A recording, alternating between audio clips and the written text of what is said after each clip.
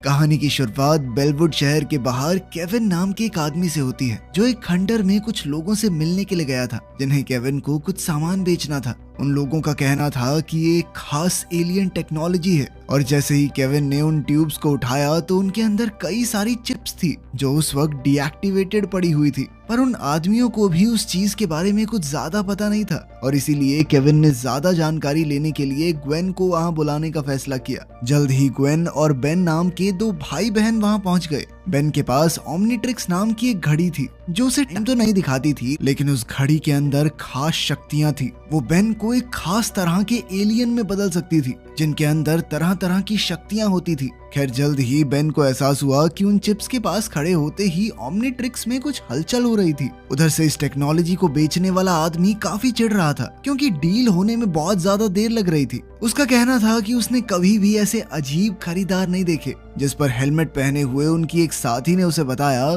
कि असल में ये लोग प्लम्बर्स का हिस्सा हैं, जिन लोगों का काम इस धरती को एलियंस से बचाना था। लेकिन उसका ये जवाब सुनकर बेन काफी हैरान था, और वो जानना चाहता था कि आखिर ये सब उस लड़की को कैसे पता चला। जिस पर उस लड़की ने बताया कि असल में उसका नाम एलेना वैलिडस है, और वो भी एक समय पर प्लम्बर्स की सदस्य हुआ करती थी। लेकिन फिर उसके पिता विक्टर के साथ ही उसे भी निकाल दिया गया। लेकिन इस सब के दौरान उनमें से किसी को भी अंदाजा नहीं था कि एक अनजान आदमी उन पर नजर रखे हुए था। इधर बेन एलेना को वहां देखकर काफी हैरान था, क्योंकि उसके दादा मैक्स ने उसे बताया था कि एलेना और उस पिता ने प्लम्बर्स इसलिए छोड़ा था क्योंकि वो लोग कहीं दूर जाकर रहने वाले थे। लेकिन एलेना ने कहा कि ऐसा कुछ नहीं हुआ था। लेकिन बेन अभी भी ये समझने की कोशिश कर रहा था कि आखिर एलेना इन गैर कानूनी ठगों के साथ क्या कर रही है। जिस पर एलेना ने उसे बताया कि वो यहाँ पर सिर्फ उससे मिलने के लिए ही आई थी, क्योंकि उसके पिता विक्टर पिछले कई दिनों से गायब हैं, और लाख कोशिशों के बावजूद भी उनका कोई सुराग नहीं लग पाया था। पर तभी दूर खड़े उस आदमी ने चिप्स को कंट्रोल करना शुरू कर दिया, जिसके बाद वो चिप्स उन ट्यूब्स को तोड़ते हुए बाहर निकले, और उन्होंने वहां मौजूद सभी लोगों पर हमला शुरू कर दिया।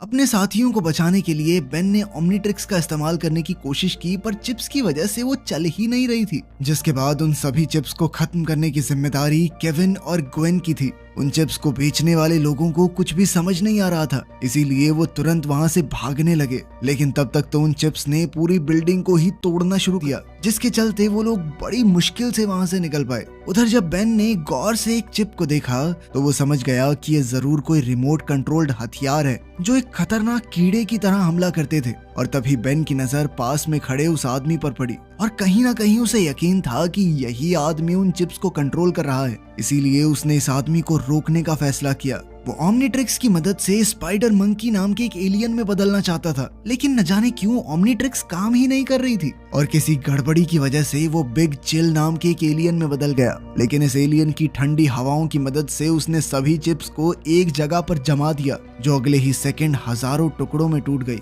इसके बाद बेन ने उस आदमी की तरफ भागने का फैसला किया, पर जैसे ही उसने उस आदमी पर हमला किया तो उस आदमी ने किसी तरह से बचते हुए ग्वेन के ऊपर कई सारे कीड़े फेंक दिए, जिसके चलते बेन को उसे बचाने के लिए नीचे आना पड़ा। और इसी मौके का फायदा उठाकर वो आदमी वहां से निकल गया। लेकिन उस आदमी के साथ साथ एलेना भी वहां से गायब थी, और अब केविन और ग्वेन का मानना था कि ये सब कुछ एलेना का ही किया धरा है। लेकिन बेन को अभी भी लगता था कि वो इस सब में शामिल नहीं है, और अब उसने सोच लिया कि वो सच्चाई जानकर रहेगा कि आखिर एलेना और उसके पिता विक्टर को क्यों निकाला गया था प्लम्बर से। और इसके लिए वो सीधा अपने दादा मैक्स के पास गए। लेकिन उस वक्त मैक्स कम्युनिकेशन सेंटर में नहीं था, और इसीलिए उन तीनों ने मैक्स का इंतजार करते हुए कुछ चिप्स को टेस्ट करने का फैसला किया, जिसमें उन्हें पता चला कि ये चिप्स पूरी तरह से टेक्नोलॉजिकल नहीं थी। उनके अंदर मशीन के साथ साथ एक जिंदा कीड़ा भी था। इस बारे में और ज्यादा जानने के लिए ग्वेन ने अपनी शक्तियों का इस्तेमाल करने का फैसला किया, लेकिन उसकी जादुई शक्तियां उस पर काम नहीं कर रही थी। जिसके बाद केविन ने ये काम कंप्यूटर की मदद से करने का फैसला किया, पर इस काम में थोड़ा समय लगने वाला था, और इसीलिए बेन का मानना था कि उन्हें ये समय एलेना को ढूंढने में इस्तेमाल करना चाहिए। लेकिन ग्वेन इसके लिए बिल्कुल भी तैयार नहीं थी, और इसी को लेकर उन दोनों में बहस शुरू हो गई। ये बहस तब तक चलती रही जब तक उनके दादा मैक्स वहां नहीं पहुंच गए। वहां आते ही मैक्स की नजर उन चिप्स पर पड़ी, जिन्हें देखते ही मैक्स का कहना था कि मैंने ये चीज पहले भी कभी देखी है, बुढ़ऊ को याद नहीं आ रहा था कि कहाँ। तभी बेन ने सही मौका देखते हुए उनसे एलेना और विक्टर की सच्चाई के बारे में पूछा, लेकिन इससे पहले कि मैक्स को जवाब देता एक वार्निंग अलार्म सुनाई देने लगा, जिसका मतलब था कि किसी अनजान आदमी ने सेंटर में घुसने की कोशिश की है। और ये अलार्म सुनते ही वो लोग तुरंत ही सिग्नल को फॉलो करते हुए मैक्स के कमरे में पहुंच गए, जहां एलेना पहले से ही उनका इंतजार कर रही थी। एलेना को वहां देखते ही मैक्स ने उसे बाहर निकल जाने को कहा, पर तभी बेन ने एलेना का साथ देते हुए मैक्स को विक्टर की गुमशुदगी के बारे में बताया, जिसे बेन के मुताबिक उसी अनजान आदमी ने अगवा किया होगा जिसने उनके ऊपर हमला किया था। लेकिन अभी भी बाकी सब लोग एलेना के खिलाफ ही थे और इसीलिए केविन उसे कमरे से बाहर ले गया ताकि मैक्स अकेले में बेन और ग्वेन से बात कर सके। जिसके बाद मैक्स ने उन्हें कंप्यूटर में विक्टर की फाइल दिखाते हुए बताया कि असल में विक्टर को प्लम्बर्स से इसलिए निकाला गया था क्योंकि वो एलियन चिप्स को चुराते हुए रंगे हाथों पकड़ा गया था। पर यह फाइल देखने के बावजूद भी बेन के मुताबिक एलेना का इस सब से कोई लेना देना नहीं है और वो उस आदमी तक पहुंचने का इकलौता रास्ता थी। पर मैक्स को एलेना की बातों पर 1% भी भरोसा नहीं था और इसीलिए बेन ने अपने हिसाब से आगे बढ़ने का फैसला किया। जिसके बाद वो मैक्स की बाइक लेकर एलेना के साथ खुद ही उस आदमी को ढूंढने के लिए निकल गया और अब वो लोग तेजी से उस जगह की तरफ बढ़ रहे थे जहां एलेना को वो चिप्स मिली थी।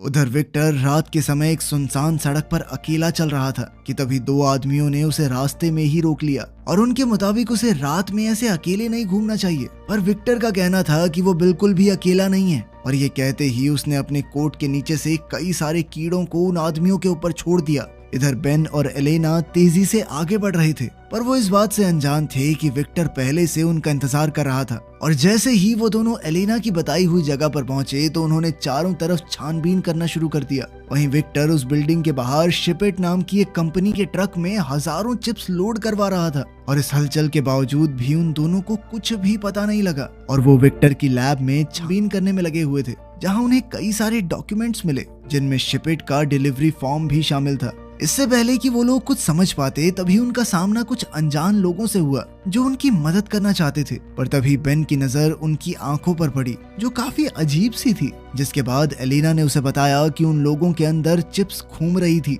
और न जाने कैसे वो उनके काबू में है। तभी उनमें से एक आदमी ने कहा कि वो उन्हें अपनी रानी से मिलवाना चाहता है। जिसके बाद वो लोग धीरे धीरे आगे बढ़ने लगे। बेन तुरंत ही ओमनीट्रिक्स का इस्तेमाल करना चाहता था लेकिन चिप्स के पास होने की वजह से वो दोबारा से नहीं चल रही थी, जिसके चलते उन्हें मजबूरन वहां से भागना पड़ा। पर फायर एग्जिट से बाहर निकलते हुए उन्हें एहसास हुआ कि वो लोग चारों तरफ से घिर चुके थे और इसीलिए बेन ने अपनी ओमनीट्रिक्स को ओवर पावर करके उन लोगों पर एक हमला किया जिसने उन सभी को पीछे धकेल दिया और इस मौके का फायदा उठाकर वो लोग अपनी बाइकों पर बैठकर भाग निकले। लेकिन वहां से निकलते ही एलेना की बाइक फिसल गई, जिसके बाद बेन को उसे अपनी बाइक बैठाने के लिए वापस आना पड़ा। वहां से निकलते ही बेन ने एलेना को बताया कि अब उन्हें जल्द से जल्द शिपिट के ऑफिस जाना पड़ेगा क्योंकि इस पहेली का अगला सुराग वहीं से मिल सकता है।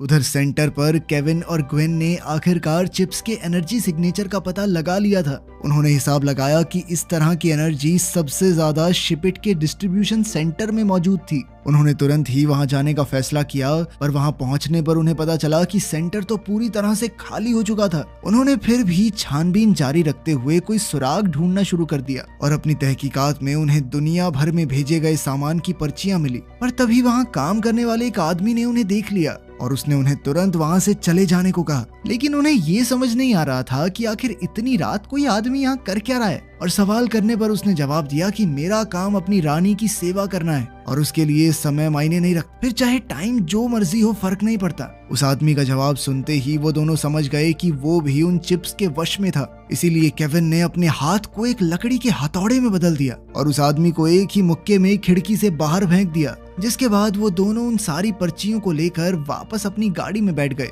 पर तभी उन दोनों की नजर दोबारा उस कर्मचारी पर पड़ी जो अपने हाथों से कुछ अजीब कर रहा था और जैसे ही उन्होंने अपने आसपास देखा तो वो तुरंत ही समझ गए कि वो आदमी उन पर हमला करने के लिए चिप्स को तैयार कर रहा था। अगले ही सेकंड उन सभी चिप्स ने उन दोनों पर हमला करना शुरू कर दिया। केविन ने वहां से दूर जाने की कोशिश की पर उन चिप्स ने 3 बहुत बड़ी बॉल्स का रूप लेकर तेजी से उनकी गाड़ी का पीछा करना शुरू कर दिया। उनसे बचने के लिए केविन ने अपनी गाड़ी को तेजी से घुमाकर एक बॉल की टक्कर कराकर उसे तबाह कर दिया। लेकिन अगले ही सेकंड वो बॉल दोबारा से जुड़ गई और अब केविन के पास अपनी रफ्तार से उन्हें पीछे छोड़ने के अलावा कोई दूसरा चारा नहीं था और इसीलिए उसने अपनी गाड़ी का टर्बो मोड चालू कर दिया। लेकिन इससे भी कोई फायदा नहीं हुआ और वो बॉल्स अभी भी उनका पीछा ही कर रही थी। इसीलिए केविन उन्हें खाली मैदान में ले गया जहां उसने उन बॉल्स को अपनी गाड़ी से कुचलने की कोशिश भी की। लेकिन इस कोशिश में उसकी गाड़ी ही पलट गई। जब वो लोग अपनी गाड़ी से बाहर निकले तो वो चिप्स अभी भी उनके ऊपर थी और अब उन्होंने साथ जुड़कर एक बहुत बड़ी बॉल का रूप ले लिया। अब केविन ने उनका सामना करने के लिए खुद को लोहे का बना लिया, पर तभी अचानक से बेन वहां ह्यूमंगासौर नाम के एक एलियन का रूप लेकर पहुंच गया, जिसके बाद बेन ने उस बॉल को एक ही मुक्के में तबाह कर दिया। पर तभी उन चिप्स ने अपना रूप बदल बदल कर उस पर लेजर से हमला करना शुरू कर दिया, लेकिन ह्यूमंगासौर की मोटी चमड़ी की वजह से बेन को कुछ खास फर्क नहीं पड़ रहा था। पर बेन के बार बार हमला करने के बावजूद भी वो चिप्स बार बार अलग रूप बनाकर लड़ने आ जाती थी, और इसीलिए बेन ने मौका देखकर उन पर केविन की कार से हमला किया, जिसने उन सभी चिप्स को एक ही बारी में तबाह कर दिया। इस मुसीबत को खत्म करने के बाद बेन अपने नॉर्मल रूप में आ गया, जिसके बाद उन सभी ने लैब में एक नए सैंपल की जांच करने का फैसला किया। जिसके बाद वो लोग एलेना को लेकर सीधा अपने दादा मैक्स के पास पहुंचे, जो उस वक्त दुनिया भर में फैले उन हाईटेक कीड़ों की खबर देख रहा था। उन सब की पूरी बात सुनने के बाद मैक्स ने उन नए सैंपल्स की जांच की, जहां उसे पता चला कि ये चिप्स असल में स्पेस से आए हैं।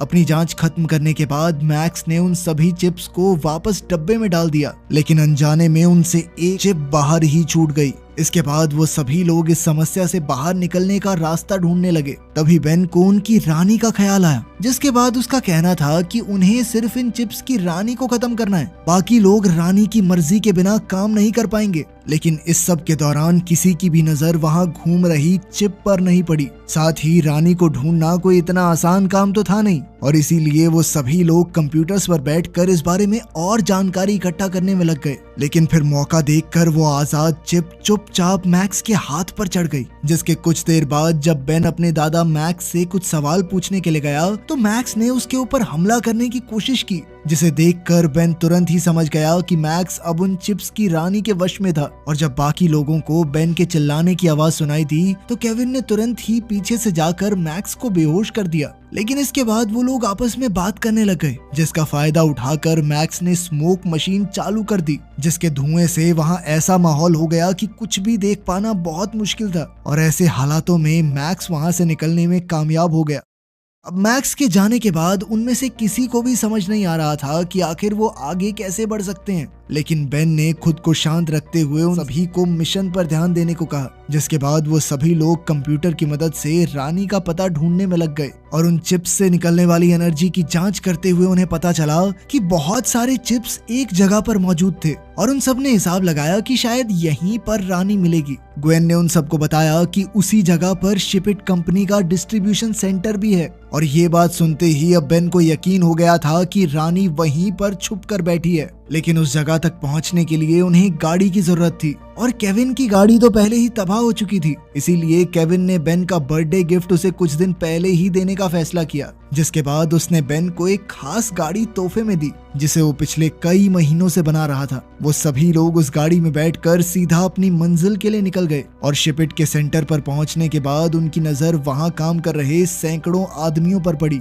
जो सभी उस वक्त रानी के वश में थे। अपने शक को यकीन में बदलने के बाद जब वो लोग आगे बढ़े तो उनकी नजर मैक्स पर पड़ी, जो बाकी लोगों के साथ मिलकर काम कर रहा था। लेकिन वो लोग चाहकर भी उस वक्त अपने दादा को बचा नहीं सकते थे, और इसीलिए उन्होंने आगे बढ़ने का फैसला किया। कुछ देर तक आगे बढ़ने के बाद वो लोग एक बहुत बड़े कमरे में पहुंच गए, जो काफी सारे लोगों से भरा हुआ था, और उन्हीं सब लोगों के बीच विक्टर भी मौजूद था। उसे देखते ही केविन समझ गया कि उस दिन खंडर में विक्टर ने ही उनके ऊपर हमला किया था, और अब उन सभी को एलेना के ऊपर भी शक होने लगा था कि कहीं वो अपने पिता से तो नहीं मिली हुई थी। लेकिन एलेना ने कहा कि मुझे इस बारे में कुछ नहीं पता, और तुम्हारे दादा भी तो रानी के लिए काम कर रहे हैं, क्या वो भी मेरे बाप के साथ ही मिला हुआ है? और उसकी इस बात में कहीं ना कहीं सच्चाई भी थी, क्योंकि विक्टर बिल्कुल मैक्स की तरह ही बर्ताव कर रहा था। लेकिन केविन को अभी भी एलेना पर पूरा विश्वास नहीं था।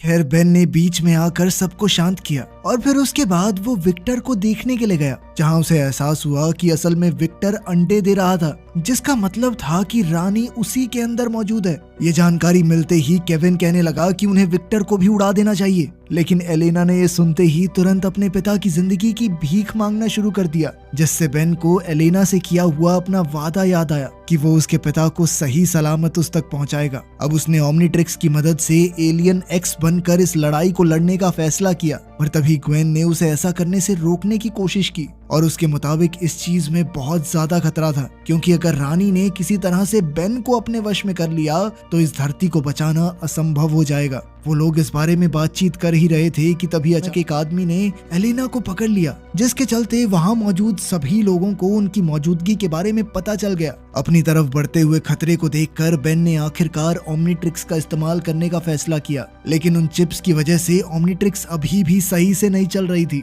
और वो बहुत बड़े एलियन एक्स की जगह नैनोमैक नाम के एक दूसरे एलियन में बदल गया, जो असल में इंसान और नैनो चिप का फ्यूजन था। इसके बाद बेन खुद को और छोटा करते हुए सीधा विक्टर की तरफ बढ़ा और वो चुपचाप विक्टर की नाक के जरिए उसके शरीर के अंदर घुस गया, जहां पहुंचते ही उसे रानी की आवाज सुनाई देने लगी। वहीं बाहर उसके साथ ही बाकी आदमियों से लड़ने में लगे हुए थे और बेन अकेला विक्टर के शरीर के अंदर उस रानी से लड़ रहा था। रानी उसे अपने वश में करने के लिए हर एक मुमकिन कोशिश कर रही थी। दरअसल रानी का प्लान था कि वो पूरी दुनिया के इंसानों को एक ही बारी में खत्म करेगी और इसके लिए उसने अपने सभी चिप्स को एक्टिवेट कर दिया, लेकिन तभी ने पूरी ताकत के साथ उसके ऊपर एक आखिरी हमला कर दिया, जिससे रानी का शरीर पूरी तरह खत्म हो गया। जल्द ही वहां मौजूद सभी लोग वापस अपने होश में आने लगे और बाकी सारी चिप्स भी अपने आप ही तबाह हो गई। बेन भी विक्टर के शरीर से बाहर निकल गया, जिसके बाद उसके दादा मैक्स ने उसे शाबाशी देते हुए अपने पुराने दोस्त विक्टर से भी माफी मांगी,